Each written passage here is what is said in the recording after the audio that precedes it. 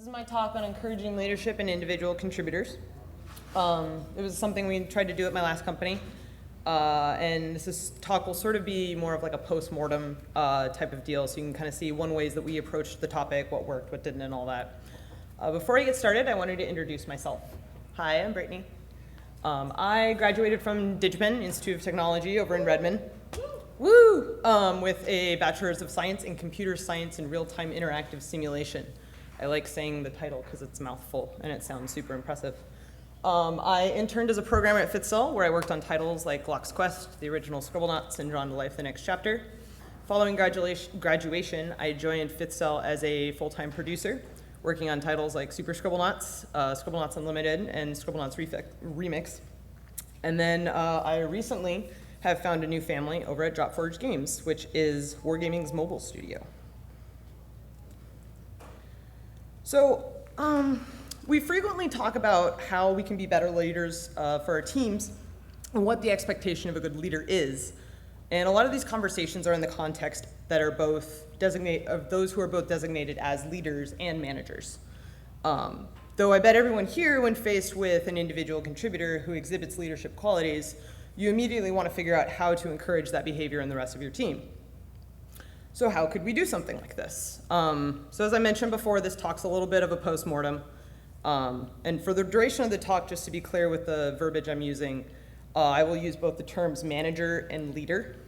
Whether or not your company separates these positions, or if they're a single position, the way I'll refer to them in the talk is a manager is someone who has direct reports, whereas a leader, or the concept of leadership, is more of the rah-rah, sis-boom-bah type of concept. So what did we want to accomplish? A good company culture is one of the many factors that keeps employees happy. Recognizing that there is power in numbers, if we want to strengthen our core values across everyone in the company, rather than just through management, we believed culture should strengthen as a result. Good leadership is critical to this. Strong leaders produce solid teams. Why not expand this idea out to people outside of just your managers? This is an idea that can get very preachy, but we wanted to communicate how serious we were with the importance of this. So we decided to go the route of building leadership into our performance evaluations, highlighting expectations through an individual contributor's career and focusing on growth opportunities. But why would we do this? Frequently, the manager, and the person you expect to be the leader of the team, isn't actually an available option. Whether it's because they're in meetings all day, there's a discipline mismatch, or whatever reason may come up. We all know camaraderie happens in the trenches. Having leadership within your individual contributors can be a huge help in morale in those moments where the manager just isn't present. Leadership exhibited through personality is a great way of speaking to each other and a great way of critiquing. Contention on the floor, I'm sure as you all agree, is felt by everyone. And then some work well under stress, but many don't. And working well together can remove that stress, and stressful and unsupportive work environments lead to poor products, which means that your best people start leaving. So what was our approach to this topic? We created something we called the Matrix. It was a tool that we based our entire annual review process on. The Matrix guided employees through different traits that we held valuable within our culture, but also highlighted goals that someone could shoot for over the course of their entire career, not just the career at the studio. One of those qualities is leadership, which is sort of the reason why I'm talking about this. So within the Matrix, and I'll show you a visual example in a bit, we wanted to be able to evaluate all of the different things that an employee can contribute to the team. And we distilled this down to 6 different categories where all employees are expected to progress in. So craftsmanship for us was defined as quality and creativity in work, problem solving, and execution of vision defined by whatever the project was. Knowledge is the research, debugging, troubleshooting, and educating others on the team. Ownership is where your initiative and your autonomy come in. Development life cycle is a term there where we kind of put all of those day-to-day game development things in, like time estimates, productivity, requirement discovery, dependency awareness, task and bug tracking, all of those things that kind of encompass the actual game development lifecycle. Communication, which we defined as both all discussion, documentation, and collaboration. And then finally, leadership, which is motivating self and others, guidance and assisting, responsibility, and self-awareness. From a construction standpoint, the matrix was first created for the engineering team. We chose this because it was the largest department in the studio. The engineering lead, the tools lead, the gameplay engineering lead, the technical director, and the HR manager would meet weekly to develop the matrix. Version 1 took about a year and a half. The next step was to take this matrix and adopt it to the art department, which was our second largest department in the studio. HR, the art director, the animation lead, character lead, environment lead, and I was heavily involved with the art section of this as well, took the engineering one and adapted it to fit more of the art discipline. This took 6 months, which was longer than we expected, mainly because there was such a vast specialization within art, concept, animation, UI, etc. The next step of the matrix was to adapt to the design department, and we also wanted to roll out a matrix for managers so that individual contributors had a way to hold their managers accountable. What I'm going to show next is actually under NDA, so I asked that nobody take any pictures of it, and if we could, turn that off for like one slide. Cool. So seeing as this is the Leadership Summit, I wanted to highlight what the boxes in the leadership section said, just to give you an example of kind of what we're all looking at. So level 1, this is someone who's right out of school or very entry level in the industry. Support team morale, be willing to seek guidance, demonstrate accountability, reflect on personal goals and their application towards career growth.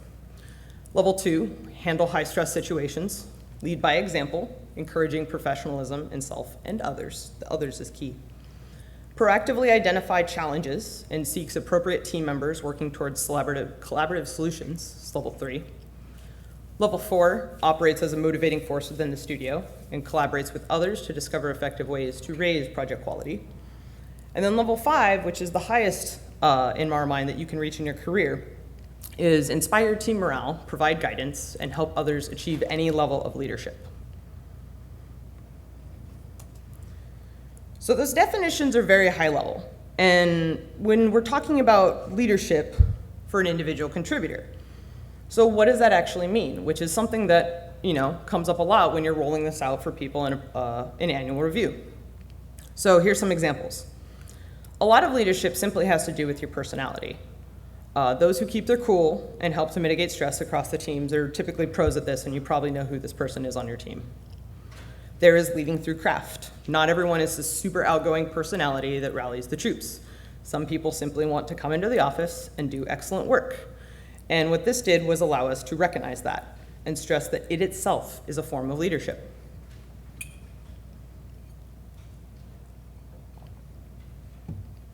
The leadership and communication sections are very closely tied. So it became critical for us to classify how the two different sections on the matrix differed.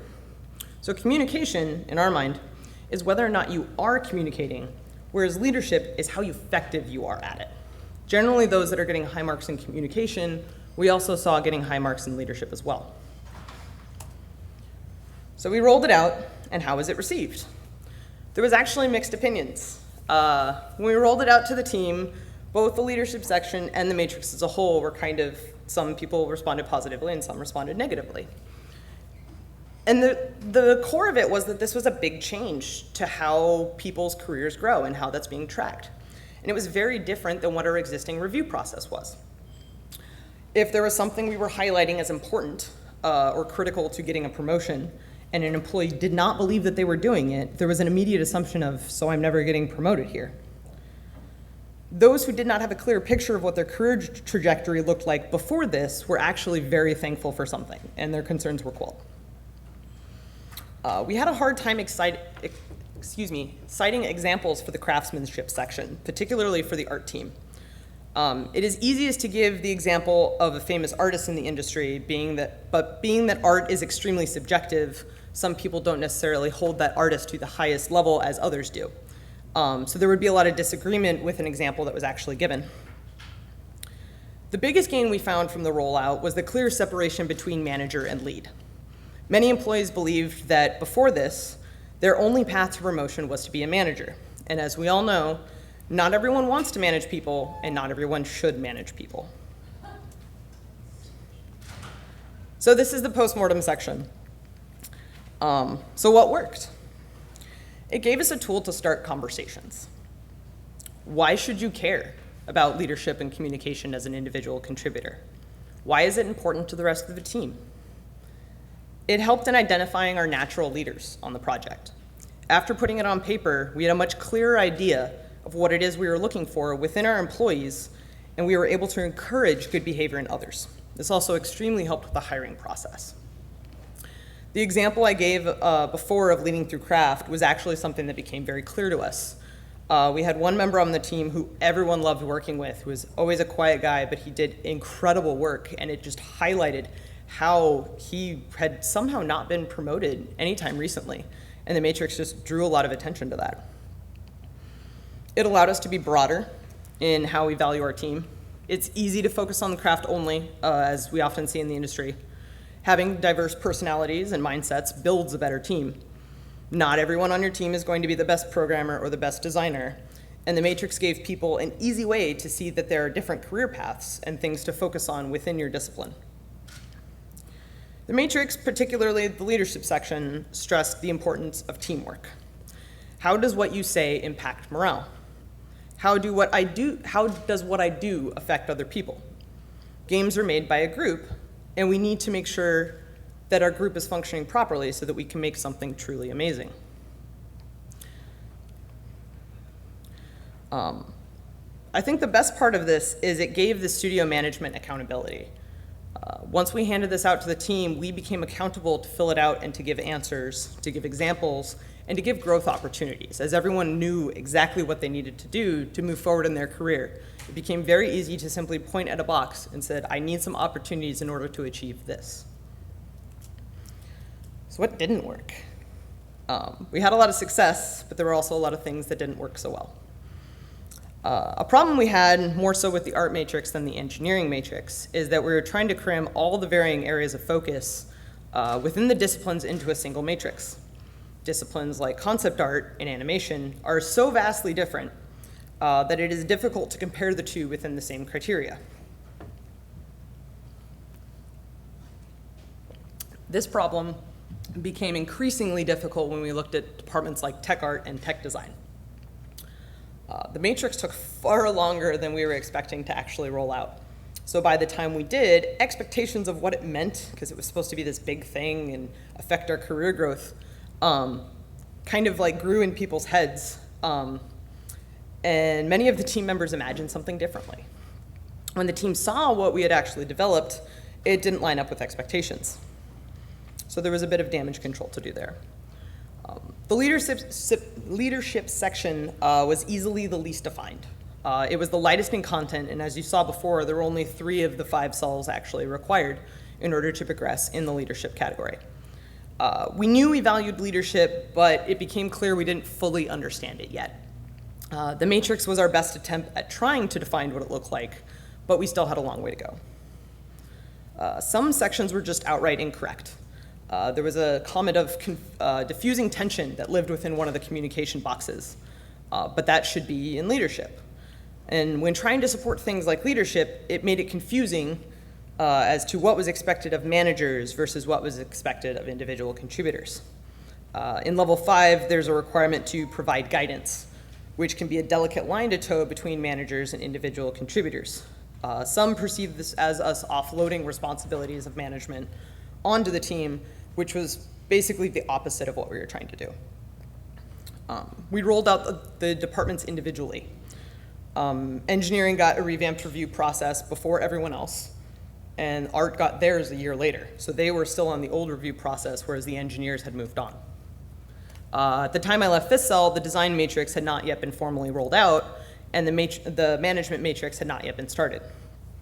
Combining the slow development with the lack of visibility into what it is we were actually doing made it almost look like we were making empty promises. And then one of the areas where I personally fail the most when working on this is that there is zero mention of empathy. And leadership at all levels requires some amount of empathy, and it's just never explicitly called out.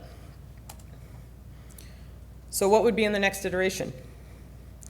The development of the tool should be more open, even if it just means, as we're working on it, showing more progress to the actual team and seeking feedback. How we apply that is dependent on what we want to do as a company and how we want to instill those values, but it's important for people to see what's going on. These are their careers we're talking about. We need to provide clearer examples. Sometimes being a great lead is just about being a nice person. Let people be themselves. If they are a natural leader, let them know and thank them. What was on the matrix was extremely high level, and when we really needed to focus on more obtainable examples so that it didn't seem this nebulous thing that was no longer achievable. The visual format of the matrix, I feel, could grow from what it was. Going from left to right and having different levels sort of gamified the process a little too much. The matrix is intended to be a tool that you could use over the course of your entire career. Again, not just at the company. We wanted to talk about where you're going to be 40 years from now. People wanted to move along as quickly as possible given this current format, which is not something that we wanted to have happen. So already the mindset was vastly different. So finding a way to change how this was perceived would be, in my mind, something that we'd want to do in the second iteration. And then lastly, separate out the disciplines into their own matrices. Each discipline is vastly different, as I discussed before, and has different requirements.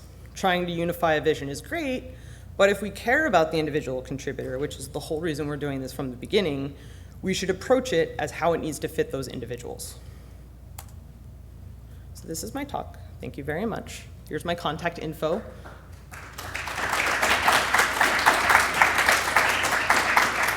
I'm not on Twitter very often, but I do check it from time to time, so you can hit me up there. And then my email I answer almost immediately because I'm a producer. So I think we have time for questions. Yes. Oh, man. Speak loudly. All right, speak loudly. What was the problem that you were trying to solve by adding the matrix? Like, what were the frustrations that people had before that this was meant to address? So the question was, what was the problem we were trying to address with the matrix given the problems we had before?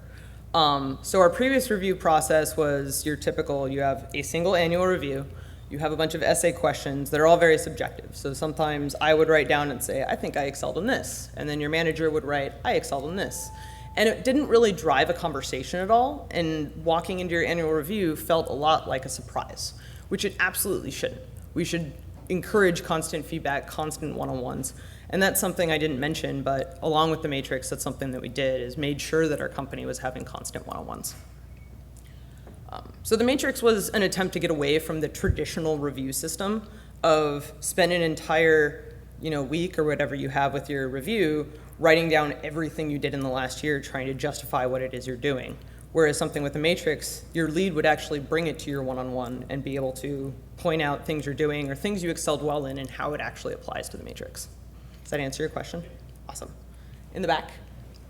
How much has the matrix changed since it was first introduced, and how often do you revisit it? So the question was how much has the matrix changed since we first built it, and how often do we revisit it?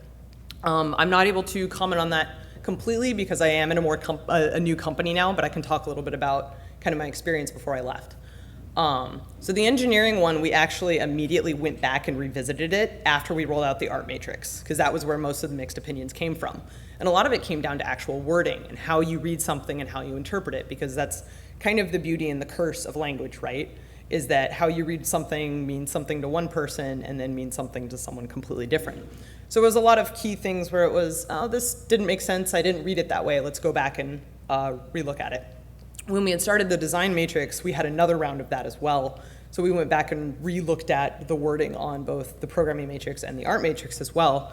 There were a couple things where we ended up moving from, say, level 2 to level 3, or level 4 to level 3, kind of based on once we rolled out all this information and we had these reviews with everyone, where we felt was actually more appropriate given the company's current skill set. I honestly think that it should be reviewed far more frequently. I feel like I personally believe as a producer you should iterate on your process as much as you're willing to iterate on your games. So maybe like a bi-monthly would have been really nice. It's my preference. Yes? why do you think it took so long to develop the matrix? Question was, why did you think it took so long to develop the matrix? We wanted to make sure that all of the departments were included, right? So even within engineering, you have tools engineering, you have gameplay, you have engine. And while engineering is, you're writing code in all three of those disciplines, the way you approach the mindset is very different. So when you put a bunch of people who have been doing this for a very long time in a room and say, okay, how do I evaluate your people doing that? There's a lot of contention, right? So I think a lot of it had to do with we weren't prepared for the amount of discussion that happened. However, I feel that the discussion that we had was critical to it because it's not something you want to rush out quickly.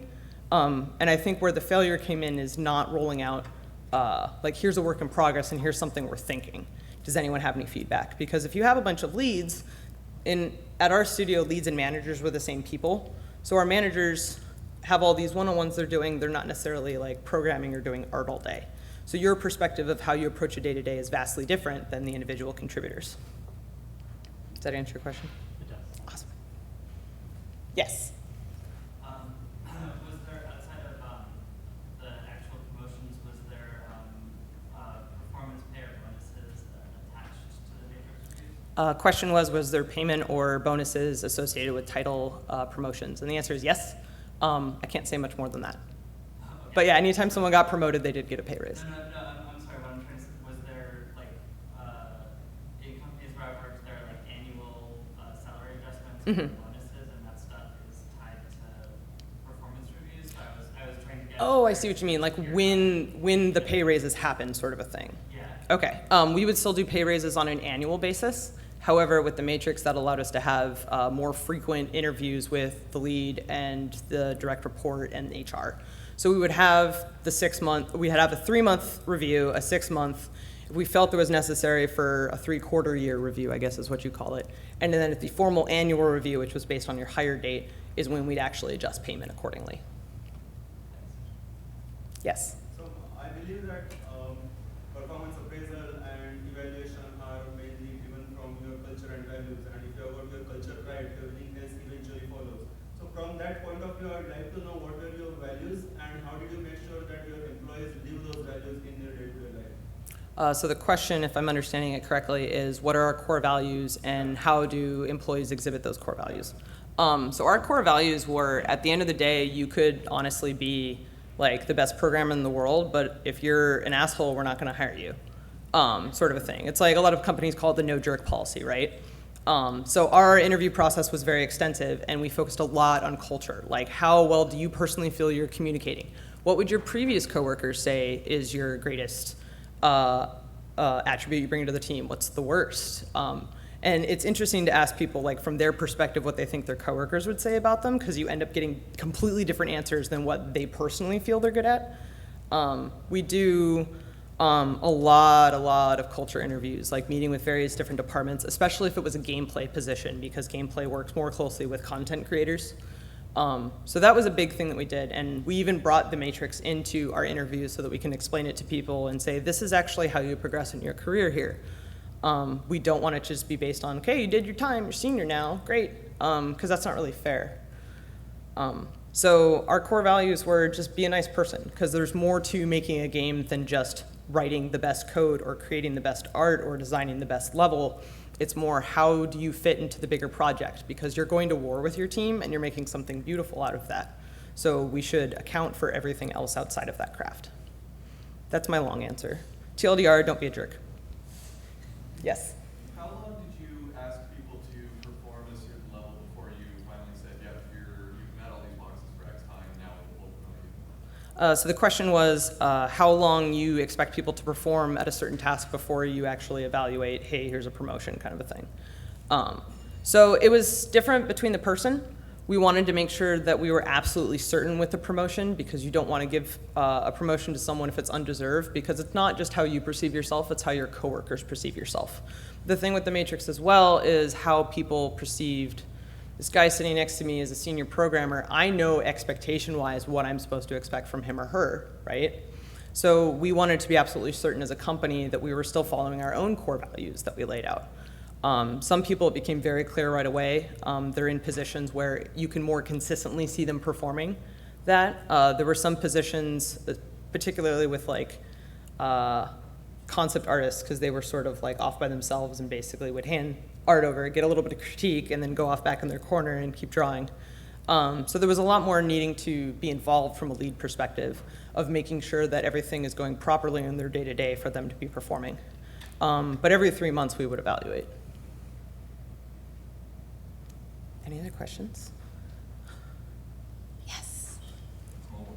Maybe I might have misunderstood, but it feels like the whole process is super integrative in terms of like trying to promote leadership within the team. Yes. Whereas the matrix, when I remember correctly, the people that you named that created the matrix was very top-down.